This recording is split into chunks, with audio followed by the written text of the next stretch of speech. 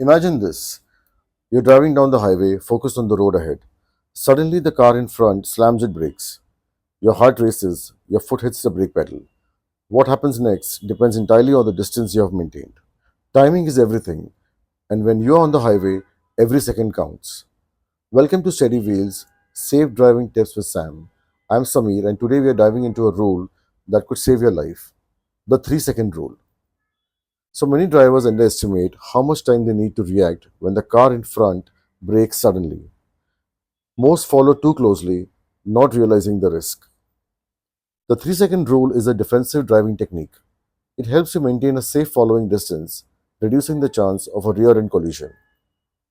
According to a global road safety council, a minimum 3-second gap is recommended under ideal conditions.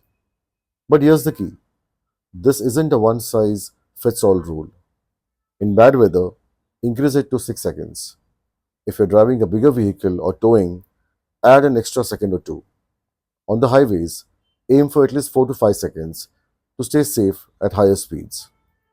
How do you measure it? Pick a fixed landmark like a road sign, tree, or pole.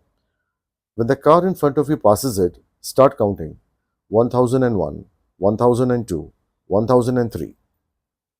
It's important to say the full phrase and not just 1, 2, 3.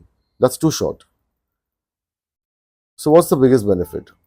It gives you time to brake, time to think, time to avoid a crash. It also reduces stress by promoting smoother driving.